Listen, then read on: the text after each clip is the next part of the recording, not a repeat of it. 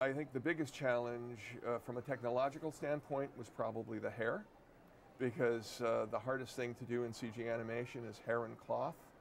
And when you're telling a story with 70 feet of amazing hair and 20 meters of hair, you got to make sure that it looks phenomenal. How did you balance the CGI aspects of the production with the more human, if you want, or emotional qualities of the story? Well, I think whenever you're working in whatever format you're working in, whether it's hand-drawn, CGI, or film, you basically want to find the core of the story. And that's what Nathan and Byron have done so well. They were really able to come in and craft a story that had so much heart, so much humor, so much action, make it feel contemporary, but make it still feel like a great Disney film.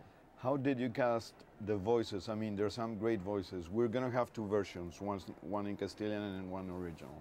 So we can talk about the original. The original. Well, the original, we auditioned about 400 women for the role of Rapunzel. And when Mandy Moore walked in the first time, we immediately went, oh my gosh, this is amazing. Because we knew she could sing, but we had no idea that that vocal quality was going to play so well with our visual development material.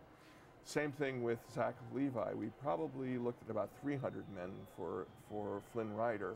And when Zach went in, his first reading was hilarious. We were laughing, we couldn't stop laughing. And then we were saying, please, please sing. And then he had this amazingly angelic voice. The musical numbers, they feel sort of like being in Broadway. I mean, there's so much work there. It's very beautiful. Oh, great. I'm glad you like it. Can you comment on that? Yeah, well, Alan Menken No, thank you. That's no. Alan Menken is an amazing writer, and we've worked, I've worked with Alan since back on Hunchback of Notre Dame, which I produced.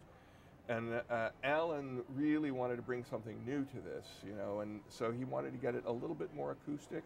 He wanted to get it a little less produced and a little more raw.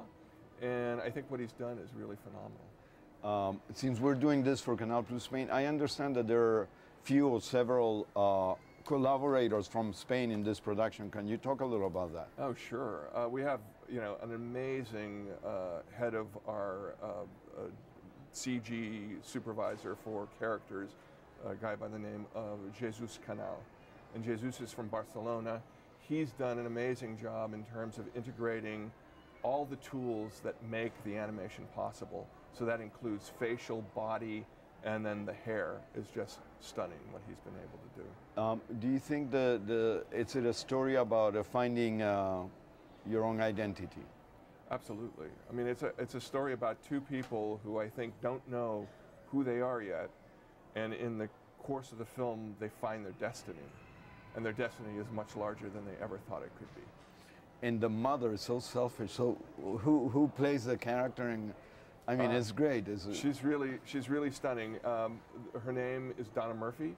Donna Murphy is a two-time Tony Award-winning actress, an amazing singer, as you can tell from the film, but also this amazing actress that just knocks your socks off and has so much intensity. And that's why I think Mother Gothel is so beautiful, because of her.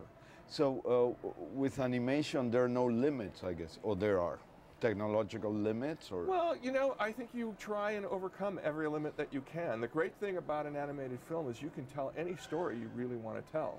You just have to figure out what you need in order to get there. And that's kind of the fun part of my job, is trying to marshal the resources to get us to a point where we can tell any story we want.